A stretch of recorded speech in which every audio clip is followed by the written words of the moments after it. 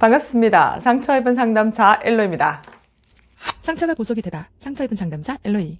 신쿵님들 안녕하세요. 제 강의가 혹시 기다려주셨나요? 매주 금요일마다 제가 심리학 강의를 지금 시작하고 있습니다. 상담 면접의 기초라는 책을 가지고 공부를 하고 있는데요. 상담 심리학에 대한 관심 있으신 분들은 구독과 좋아요 그리고 알림 부탁드립니다. 상담 선생님들이 이 상담 면접에 대한 기법을 가볍게 생각하는 경우가 많아요. 사실 그 무엇보다도 기초가 되고 굉장히 중요한 것이 상담 면접 기법입니다. 오늘 왜 이렇게 하드하냐? 편하게 하겠습니다. 지금 보여주는 화면이 생각보다 예쁘게 나와서 예쁜 척을 하고 싶군요. 지금 시간 9시 30분, 목표 시간 10시 10분. 오늘은 지금까지 여러분들이 상담에서 어떻게 치료가 되냐, 상담이 어떻게 효과가 있느냐, 문제 어떻게 해결되냐에 대해서 배웠습니다. 그럼 이제 어떻게 치료하냐를 여러분들이 배워야겠죠. 물론 이것은 굉장히 기초적인 거기 때문에 요것만 알고 여러분들이 상담 다 알았어, 그만 땡 이거 하면 안 됩니다. 여러분들이 요걸 바탕으로 더 깊이 이론적 배경을 탄탄히 가지고 그리고 요거를 활용할 수 있는 그 시기까지 더 넘어서 여러분들만의 나름대로 이론이 생길 때까지 여러분들이 계속 공부하는 겁니다. 사실 오늘부터 할 내용은 일반인들도 다 이용할 수 있는 부분입니다. 그래서 그럼 오늘은 상담 면접법, 그것이 무엇이냐 바로 시작하도록 하겠습니다. 이런 말 한 번쯤 들어봤을 겁니다. 슈퍼바이저들이 여러분들께 그래요. 아무개님은 상담적 용어가 아니라 일반적 대화를 하십니다. 이런 말을 한 적이 있었을 거예요. 그럼 여러분들은 뻥 해가지고 그게 뭔 말이야? 일반적 대화랑 상담적 대화를 어떻게 구별해? 이렇게 말할 수 있겠죠. 이거는 슈퍼바이저들이 이상한 소리 하는 거 아닙니다. 뭐 아는 척 하는 것도 아니고 상담적 대화랑 일반적 대화랑 분리가 되니까 여러분들에게 상담적 대화를 상담에서는 하라라고 말을 하는 겁니다. 상담에서는 상담 면접법이 따로 있습니다. 이거는 각종 이론에 모두 다 포함이 돼요. 이거는 뭐 게슈탈트 배웠다고 게슈탈트 그 인간 갖고 계속 이렇게 뭐 하는 것도 아니고 인간 중심 배웠다고 계속 이렇게 하는 것도 아닙니다. 이건 전 영역에서 상담사라면 이 태도가 반드시 필요하고 이런 기법들이 적용이 된다. 그래서 내담자를 만났을 때 이렇게 써먹어야 된다. 뭐 써먹어야 된다. 하여튼 그래서 이런 것들은 여러분들이 필수로 알아야 되고 특히나 상담 심리학을 시험을 볼 때 여러분들이 국가공인 자격증을 볼 때나 학회 자격증 시험 볼 때나 똑같이 요거 반드시 나옵니다. 뭐 경청이 뭐냐, 재준술이 뭐냐, 반영이 뭐냐, 요거 구별해라. 여러분들이 그래서 구별해야 되는 그런 문제를 만나야 됩니다. 그래서 서론이 굉장히 길었네요. 어쨌든 목표 시간 10시 10분이니까 제가 20분 남았습니다. 그래서 오늘은 다 다룰 순 없어요. 상담 기법 중에 하나만 다룰 겁니다. 더 많이 다루고 싶어도 요거는 좀 중요한 거예요. 그래서 나중에 좀 덜 중요한 것들은 빨리빨리 넘어가고 몇 개씩 하는데 오늘 굉장히 중요한 거 배우기 때문에 오늘 경청 요거 하나만 다루고 비지시적인 상담이 뭔지 지시적인 상담이 뭔지 여러분들께 간략하게 얘기하고 넘어가도록 할게요. 대면에서 어떻게 성과를 어떻게 이어가? 글쎄 사람들이 상담 대화법 있다는데 그 뭐야? 몰라. 그럼 상담사들이 쓰는 대화가 있어? 있나 봐. 제가 이거 숱하게 말한 건데 상담한다고 하면 뭐 그거 대충 얘기는 하고 뭐 그림 짝짝 그리고 그거 뭐 치료 효과 있어요? 이렇게 한단 말입니다. 그래서 제가 몇 번 말합니까? 치료 효과 있다고요. 그죠? 앞에 시간에서 무수히 치료 효과 있다고 계속 얘기했습니다. 그죠? 그런데 그냥 무작정 내담자 얘기 그냥 하고 다 들으면 이 사람이 그냥 통찰하고 어느 순간 빡 하고 하냐고요? 아닙니다. 그죠? 당연히 기법들이 있다는 겁니다. 기법들이. 상담 면접법이라고 돼 있거든요. 뭐 요 말이나 뭐 쓰는 데 따라 비슷한데 다 똑같은 말입니다. 그래서 상담 면접법 이게 무슨 말이야? 상담에 들어갔을 때 실제로 해야 되는 언어입니다. 여러분들 상담 기법이 없을 경우에 상담실에서 들어서 뭐 하겠어요? 본인 딴에는 상담을 접근한다 하지만 실상 일반적 대화를 굉장히 많이 하고 나오세요. 상담적 대화가 뭐야? 여러분들 지시적, 그러니까 직접적으로 개입하는 대화법이고 비지시적 상담. 요거는 직접적으로 개입하지 않는 기법이 있다는 거예요. 그래서 지시적 면담법, 여기는 비지시적 면담법. 이렇게 발음이 이렇게 안 돼요. 어쨌든 요거 두 개가 어떻게 다르냐? 쉽게 말해서 비지시적 상담은 뭐냐면 내담자가 말을 이렇게 표현하잖아요. 자기 얘기가 많을 거예요. 막 하면 상담사는 그걸 톡 끊고 뭐 이렇게 끼어드는 게 아니라 천천히 내담자의 말을 따라가는 수준. 요 아동상담 때 놀이치료에서는 트래킹 한다고 해요. 내담자를 졸졸졸 따라가는 거죠. 앞서지도 않고 그렇다고 너무 뒤처지도 않고 딱 그 발만치만 이렇게 살살살살 따라가는 것. 이것이 언어적으로 가능하다는 겁니다. 이 지시적 상담 여기에는 뭐가 있냐면 경청도 있고 반영도 있고 요약도 있고 뭐 재진술 질문도 있고 뭐 정보 제공도 마찬가지고요. 여기는 지시적 상담은 내담자가 이렇게 막 얘기를 하고 있는데 상담사가 직접적으로 개입을 하는 거예요. 직면. 그리고 해석하는 경우. 내담자가 말하는 걸 따라가지 않고 상담사의 의견을 말하는 겁니다. 상담사의 생각과 상담사의 어떤 뭐 생각했던 것들 있잖아요. 의견들. 그래서 요 두 개가 크게 있습니다. 오늘은 뭘 할 거냐면 여기서 말했던 경청에 대해서 여러분들과 짧게인데 무슨 짧게야, 벌써 13분인데 경청에 대해서 얘기를 하겠습니다. 저 싫어서 그런 거 아니에요, 여러분들. 저 퇴근 빨리 하고 싶어서 그런 거예요. 근데 여러분 주의해야 될 건 요거 기법이잖아요, 그죠? 근데 이것이 기술이고 기법이라고 해서 모든 사람에게 다 통용되는 건 아닙니다. 모든 상담사에게 적용되는 것도 아니에요. 어떤 상담사는 반영을 잘하는 상담사가 있어요.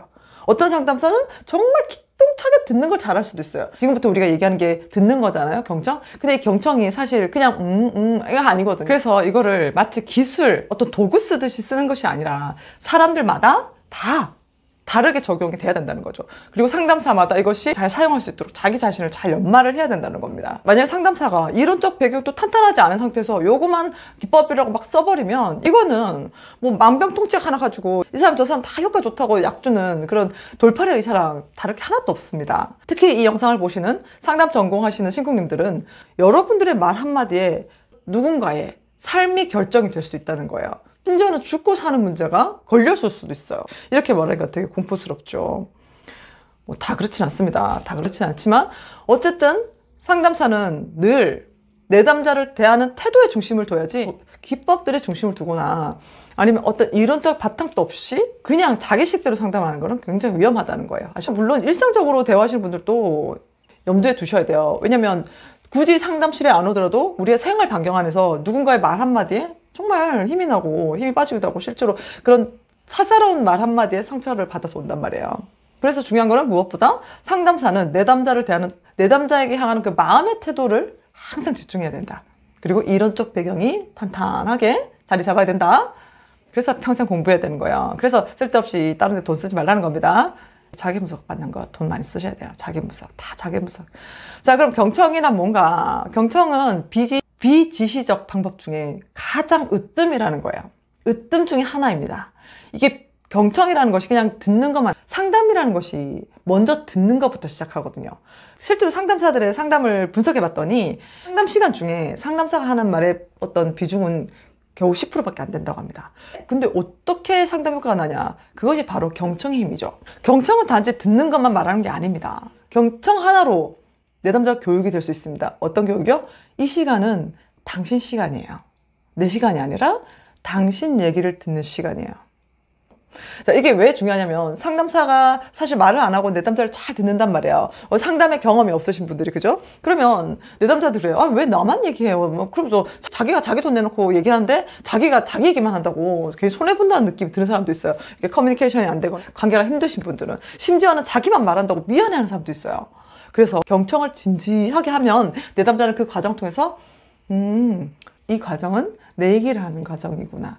대놓고 이건 너의 시간이라고 얘기하지 않아도 내담자가 학습이 된다는 겁니다. 그래서 경청이 정말 중요해요. 자, 그럼 경청의 요령이 있는데 어떤 요령이 있을까? 첫 번째로 경청은 아이 컨택이에요. 우리가 행동 관찰을 할 때도 눈 맞춤이 됐나 안 됐나를 보거든요. 그래서 눈뿐만 아니라 적절한 거리를 두고 내가 당신을 이해하고 있습니다. 당신을 이해할 거예요. 당신 이야기가 정말 궁금해요. 당신 문제에 정말 나도 깊이 고민하고 싶어요. 요 마음을 흠뻑 줘서 집중하라는 겁니다. 막 경직해가지고 빳빳해가지고 말씀하십시오. 제가 듣겠습니다. 네. 이렇게 하면 어디 긴장되겠어? 말할 수 있겠어요? 굉장히 이완된 태도로. 그렇다고 이제 막 다리 꼬고 이렇게 말해봐 막 이런 거 아니라 굉장히 편하게, 굉장히 편안한 자리를 제공하는 거는 상담사의 심리적 문제와 굉장히 밀접하게 관련되어 있어요. 그래서 여러분들 그래서 자기 문제가 해결이 돼야 된다는 거예요. 그래서 교육 분석이 중요하다는 거예요.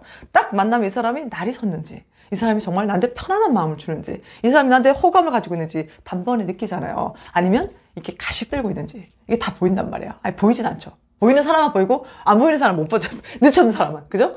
그래서 그 상담 배경을 굉장히 편안한 장소로. 그러면 조명도 좀 어두워되고, 좀 조명 좀 어두우면 좋죠. 왜냐면 내담자들이 되게 첫 상담에서도 많이 우신단 말이야. 그러면 막 환한 데서 막 눈물 흘리면 쪽팔리잖아요. 그래서 조명도 좀 어둑한감해서 이제 무드를 살 깔아주고 이제 그런 것들이 좀 필요합니다. 그 다음에 몸짓 이렇게 막 해서 이 상담사가 계속 듣는다고 하는데 뭐 뒤로 가서 막 이렇게 하고 이렇게 하면 되겠어요? 아니면 막 손 달달달달달 떠면서 달달달달달 떠면서 이거 되겠어요? 안 된단 말이야.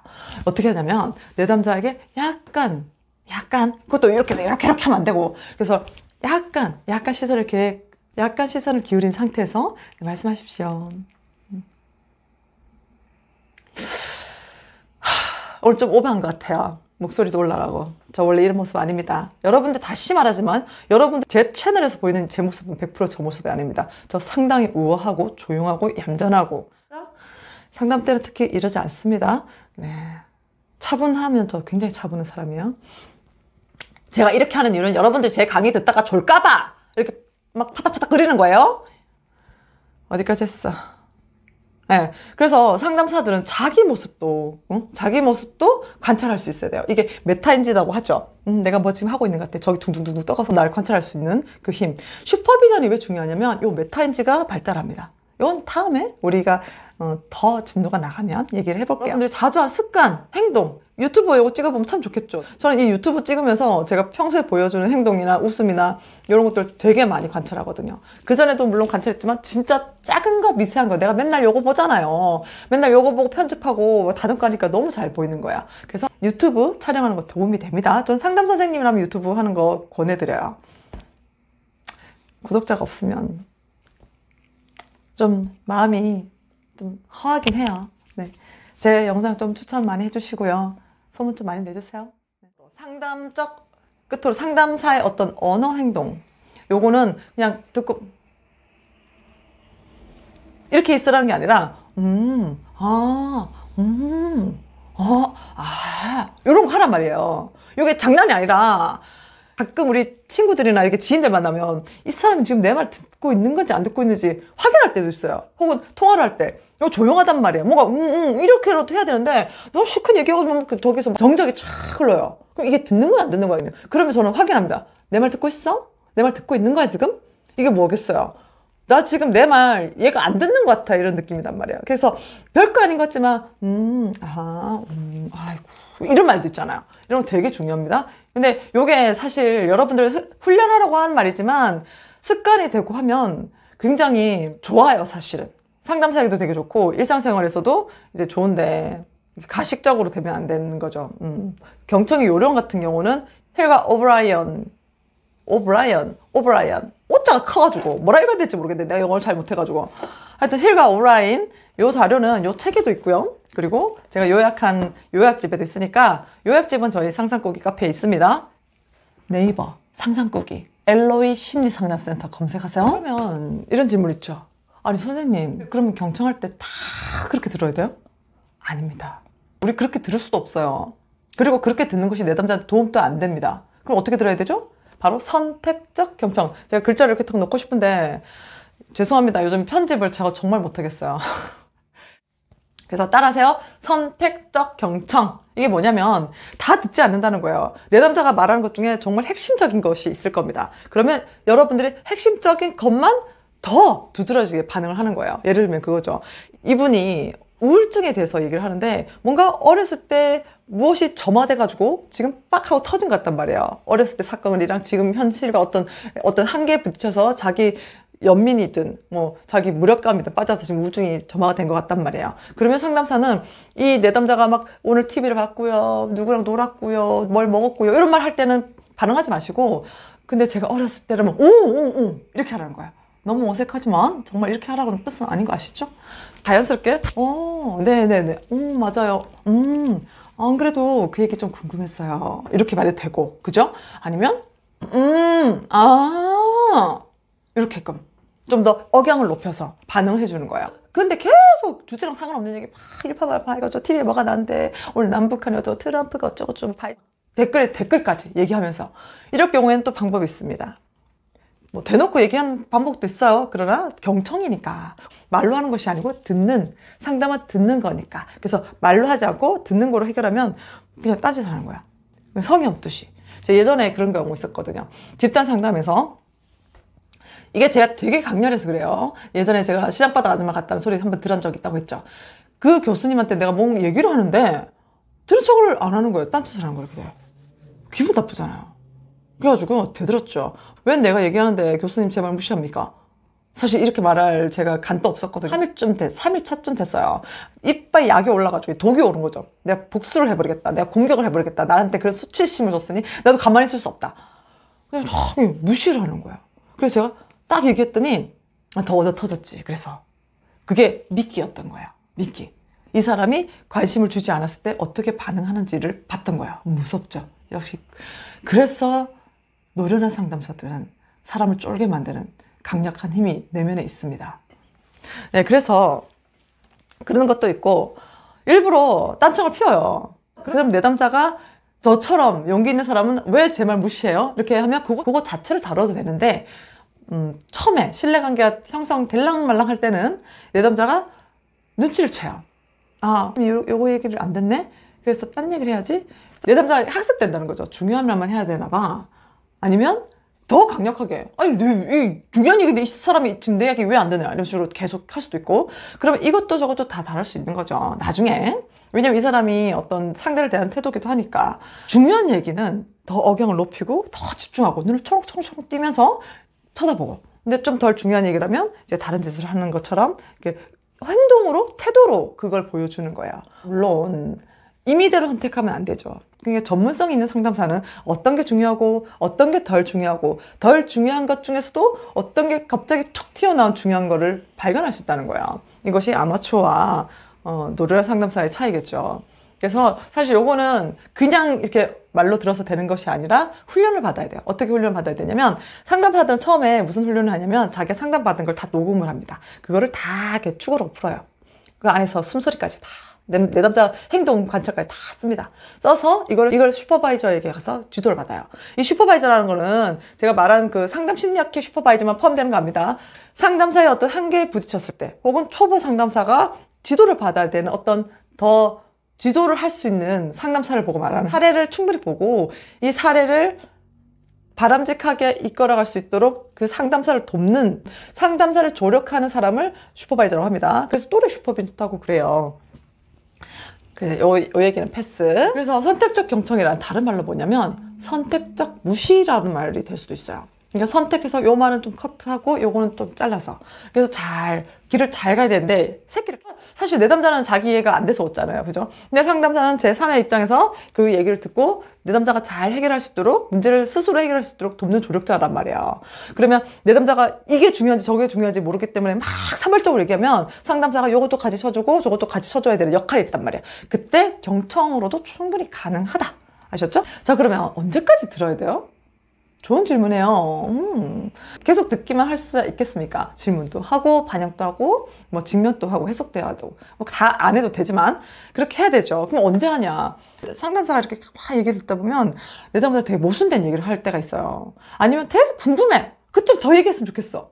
아니면 요거 딱 진짜 탁 꽂아서 좀 가르쳐 주고 싶다.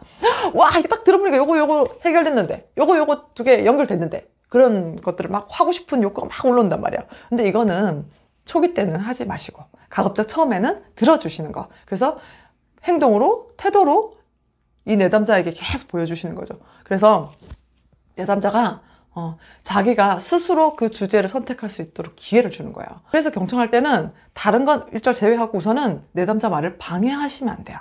방해하시면. 근데 그런 경우 있어요. 내담자가 이미 상담을 충분히 받은 경험이 있어요. 충분히 받은 경험. 그리고 내담자가 지금 나랑 만날 수 있는 상황이 많이 못 돼요. 짧을 수 있어요. 그러면 정말 선택의 기로에 서죠. 이거를 직면해야 될지, 이거를 얘기를 해야 될지, 어떤 게 도움이 될지. 그거는 어떻게 판단하냐면 내담자가 요구를 했을 때는 반드시 그 요구에 충족을 시켜야 되겠죠. 그죠? 그렇지만 상담사의 어떤 욕구에 따라서 하는 것이 아니라 내담자의 요구, 그리고 내담자에게 필요하다면 해주는 거예요. 내담자에게 도움이 될 거라 판단하고 하는 거예요. 지금 책에 나오는 거는 정상적인 상담에 대해서 얘기를 하는 거예요. 정상적으로 초기 상담 있고 중기 있고 이제 종결기가 있는.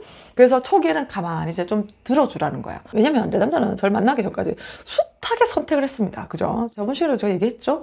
이 내담자는 어쨌든 간에 자기가 자기 인생을 개척하면서 지금까지 살아왔단 말이야. 뭐 의존을 했던 아니면 뭐 폭력을 휘둘렸던 우울했던 그것 또한 그 사람의 어떤 생활 양식에 따라서 사는 방법이었단 말이야. 그 사람이 선택할 수 있다는 힘이 있다는 겁니다. 그걸 믿어줘야죠. 그죠? 그래서 뭔가 새로운 선택을 해야 되는 상황이 왔어요. 그럼 상담사가 선택해주지 말고 내담자에게 그 선택권을 어떻게 돌려줘라는 거예요.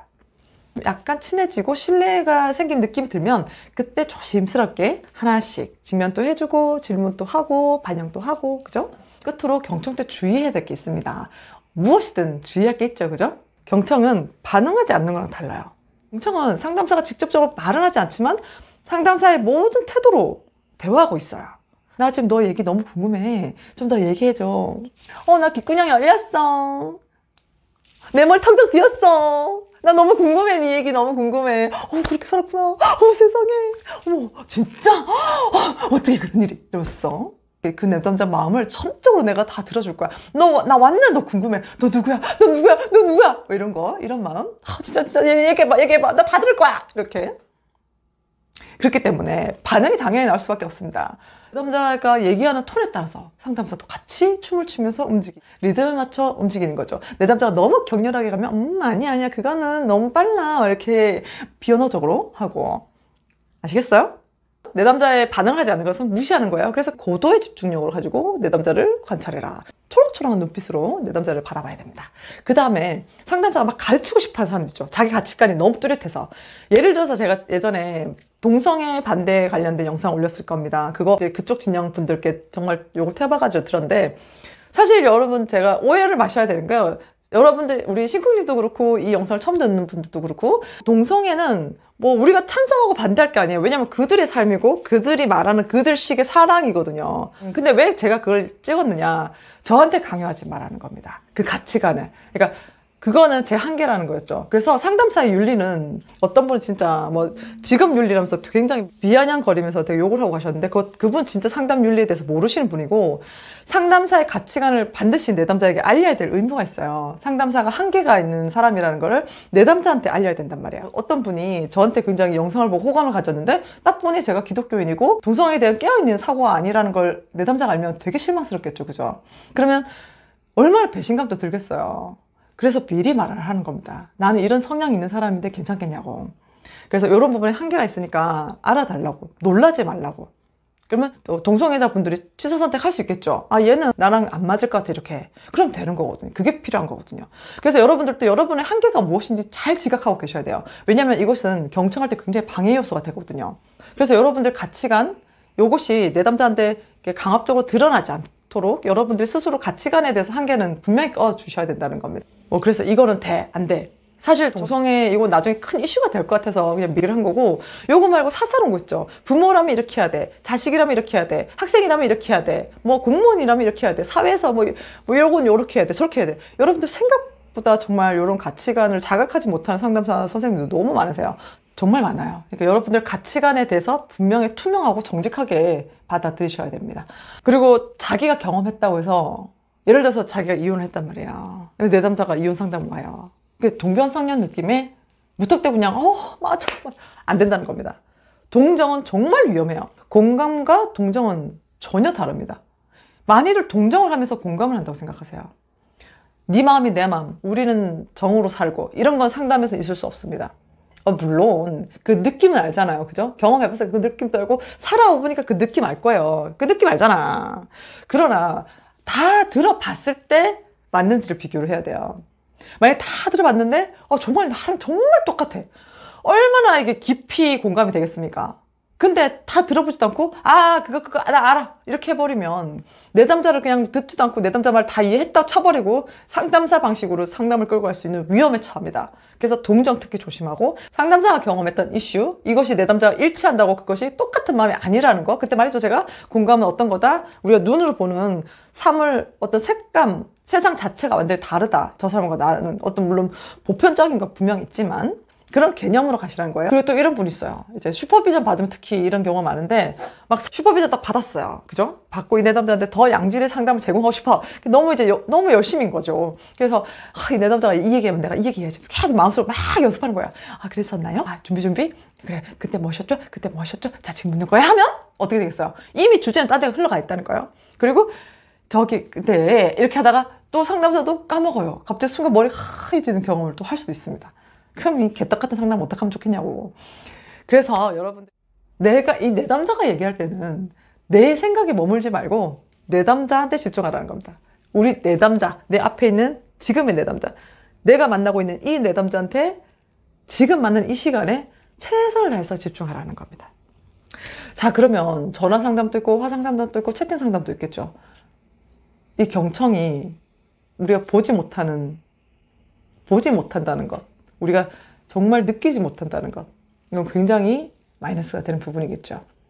그래서 상담은 대면 상담을 원칙으로 합니다. 그러나 요즘 코로나 때문에 어쩔 수 없이 전화 상담도 하죠. 그래서 전화 상담 때는 정말 많은 소진이 돼요, 사실은. 제가 그때 드렸던 말 중에도 그런 것들이 있어요. 그러니까 단에게 상담들이 정말로 효과가 있는가. 이렇게 사람이 사람을 만나서 숨소리를 들어가면서 그 사람을 만나고 경험하는 건데 전화로만 효과가 있을까? 그냥 채팅으로만 효과가 있을까? 화상으로만 이렇게 보고 효과가 있을까? 물론 효과가 없진 않아요. 상담 기법이라는 것이 너무 무한하고 내담자의 힘은, 우리 잠재력은 우리가 상상하지 못하거든요. 목표 시간이 10시 10분이었는데 10시 20분입니다. 경청하는 거 여러분 다 아는 것 같지만 사실 상담실에 가면 쉽지 않아요. 평소 친한 지인을 두고 연습하세요. 경청 같은 거는. 그래서 몸을 살짝 기울이고, 난 너가 정말 궁금해. 너 그동안 어떻게 살았어? 그렇게 살았구나. 아, 야, 오, 연습하세요. 요거는 훈련입니다. 아셨죠? 다음 시간에는 재진술과 바꿔 말하기, 그리고 다음에 굉장히 중요한 거, 반영에 대해서 얘기하도록 하겠습니다. 그러면 우리 신쿵님들, 저 퇴근할게요. 편히 쉬시고요. 새로 오신 분들 구독과 좋아요, 알림 해주세요. 그래요. 여기까지 엘로이였고요. 네이버 엘로이 심리상담센터, 그리고 저 블로그도 있으니까요. 방문해 주셔서 소통하는 시간을 가져보도록 할게요. 참고로 네이버 톡톡 하지 마세요. 저 그거 잘 안 봐요. 아셨죠? 궁금한 거 있으면 저한테 메일 주셔도 되고요. 아니면 카페 이용해 주세요. 제가 카페는 자주 들어가요. 그래요. 우리 신궁님들, 우리 또 빠빠이.